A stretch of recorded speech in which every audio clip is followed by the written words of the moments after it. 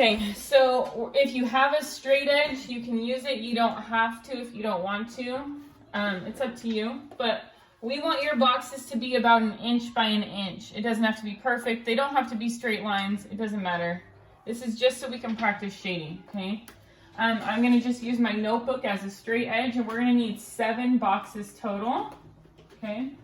Let me get this situated here. Okay, so I'm going to draw that. Just about 1 inch tall, nothing too crazy.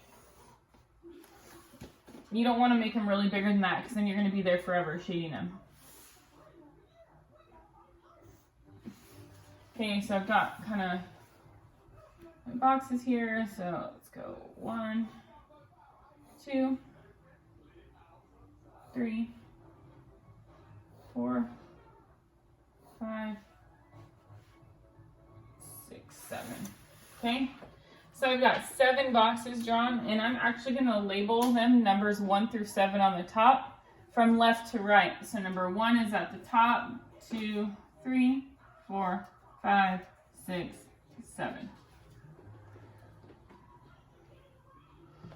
1 is going to be my lightest box, meaning we're not going to color it in at all. That's going to represent my white, so that's the white of the paper. So box number 1 you don't touch, okay? We're going to start with box number 2, and as you can see, like if I pull this a little bit closer, make sure you can see it there. Perfect. Okay, if I pull that a little bit closer, this is number 2 right here. It's super light. So what we're going to do is, if you have a different type of a pencil, I want you to change it to an H or an HB, anything your lowest number. If you don't, if you just have 1 pencil, that's totally fine.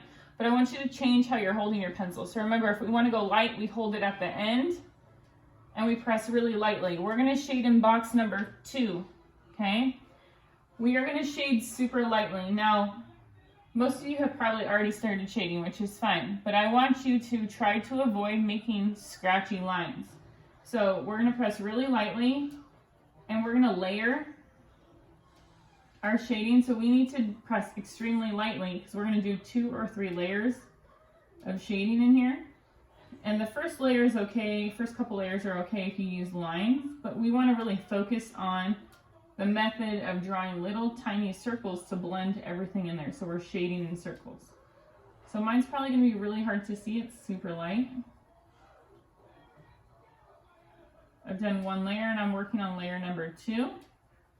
You don't want to have the white of the paper showing through where you're shading. Okay, we want to be able to fill that in and still look nice and light. I'm going to do 1 more layer, a 3rd layer, and this time I'm going to focus on not having a scratchy of lines. And we want to try to color inside the lines. We don't want to be all crazy with our coloring. You need to learn how to control your shading.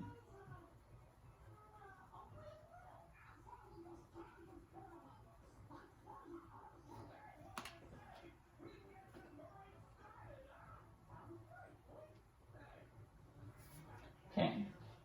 So if I'm looking at mine, there's not a lot of white paper showing through. It's super light. That's probably as light as I can get it, and you probably can't even see it really on your screen. So that's box number 2. Box number 3, we're going to do the same thing, but this time we're going to maybe press just the tiniest bit harder, and maybe do another layer or 2, okay? So 3 needs to be a little bit darker than 2, so that means a couple things. You can change your grip a little bit, bring your hand down a little bit closer to the edge. It's still very light, so I wouldn't get too crazy with it.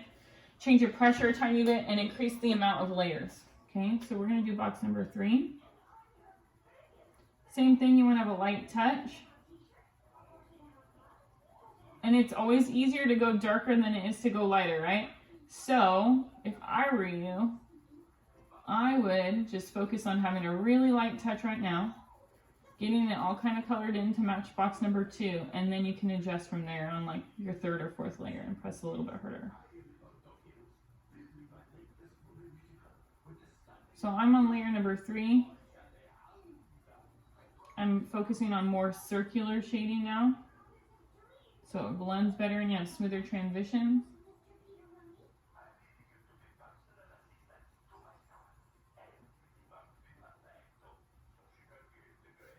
I'm going to do a 4th layer. I'm going to press a little bit darker, so box 3 looks darker than box 2.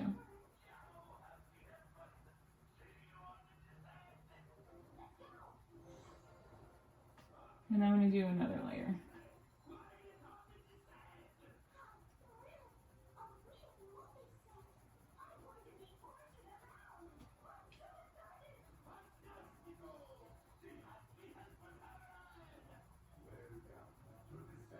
And probably one more.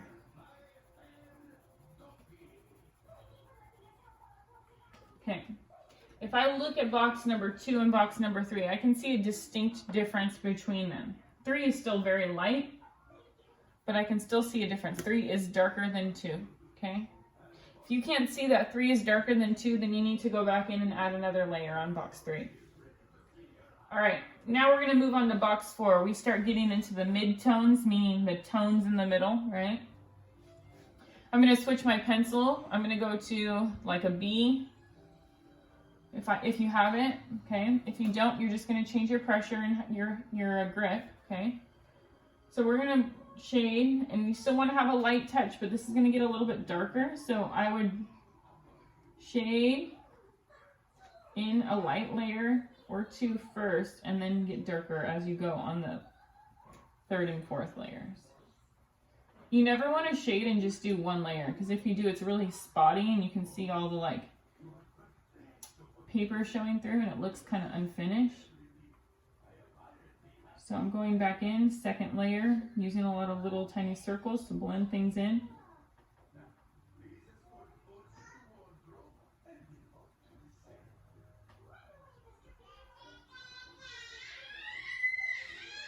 Okay, layer number 3.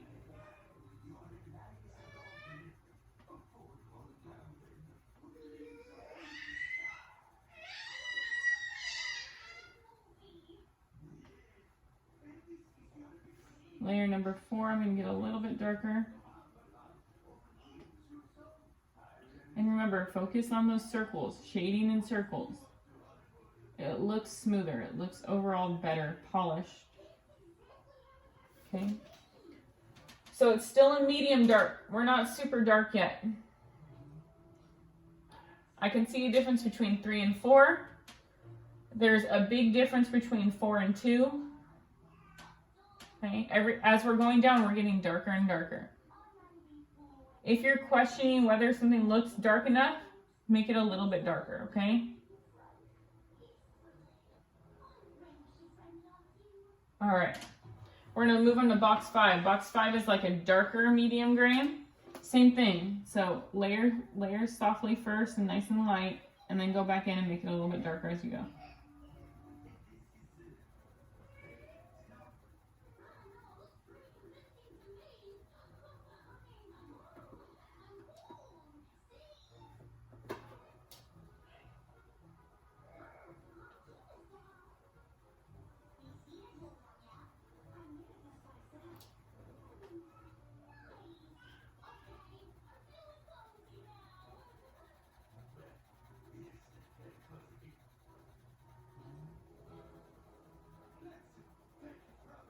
So I've done, I think, 2 layers or 3, I can't remember now. I'm going to do another one. I'm going to press a little bit harder so it starts getting darker than box number 4. And I'm really focusing in on those circles. We don't want our shading to look scratchy. I'll probably do one more. Okay. I can see a definite difference between box 5 and box 4 now. And there's a huge difference between box 2 and box 5. Okay. Now 6 and 7 is where it gets a little bit tricky. 6, we tend to get a little too dark, and then it's really hard to make black next to something that's already almost black. So again, start off light and then get progressively darker with each layer. So we're going to do box 6. Okay, so go ahead and start shading.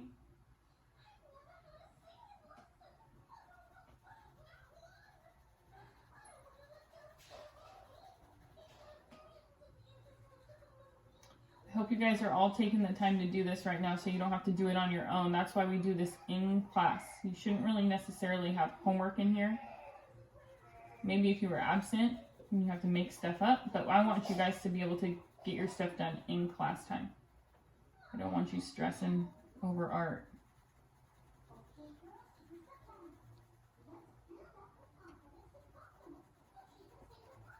Okay, so I've done one layer. I'm going to do another layer. Press a little bit harder, but I want to make sure I'm not getting all the way black, okay?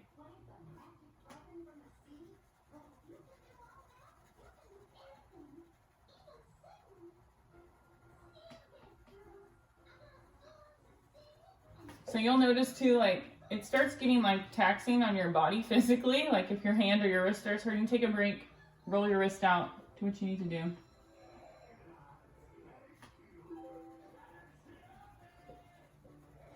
All right, so I've got box 6 done. Distinct difference between 5 and 6. Everything is getting progressively darker. Nothing looks the same. And the last thing I need to do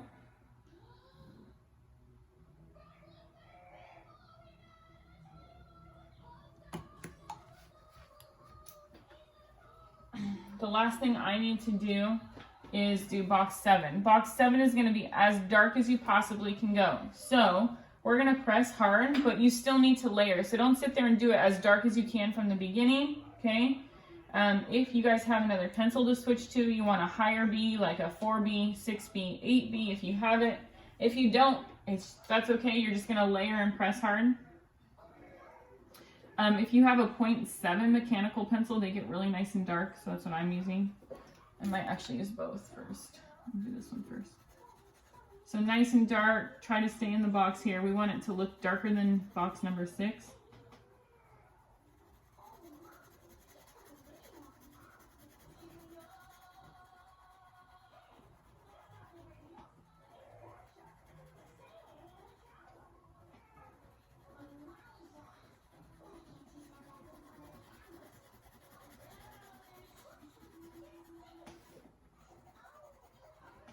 Again, try to focus on shading in circles even though we're going dark, because it still looks, you can still see the scratchy lines. So on that third layer right now that I'm doing, I'm really focusing in on the circles so it blends and you don't see the line work. We don't want to see that.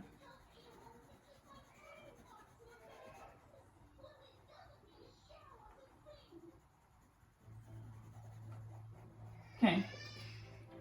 There is my value scale, okay? 1 through 7. Next, what I'm going to do is I'm going to show you how to set up the perfect sphere drawing. You guys, when we set this up, you need to draw it nice and light, okay? And it doesn't have to be perfect in the setup. So we're going to just kind of use what we got lying around, okay? So what I want you to do is grab your circular object that you have to trace. I'm going to use the inside of the masking tape, and I'm going to draw mine dark so you can see it. Remember, you want yours nice and light, okay? So all I'm going to do right now is trace my circle, whatever that may be that you have, okay? I'm doing mine dark. Make sure yours is light, okay? So there's my sphere, and then what I'm going to do is I'm going to put a box around it, okay? So I'm just going to use my straight edge, which is my notebook here. And I'm going to just draw a box around it.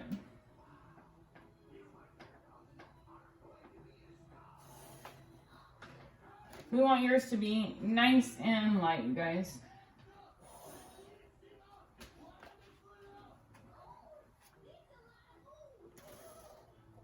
Okay, and then I'm going to use a diagonal line. You can use a diagonal line or a horizontal line, but there needs to be a line that kind of looks like it would cut through the ball, but we're not going to draw a line through the ball. It's going to be from the edge of the box to the edge of the ball, from the other edge of the ball to the edge of the box, okay? It's called a horizon line. So that's what it's going to look like to be set up, okay? Now, what I'm going to do for the rest of the class is we're going to work on your perfect sphere, okay?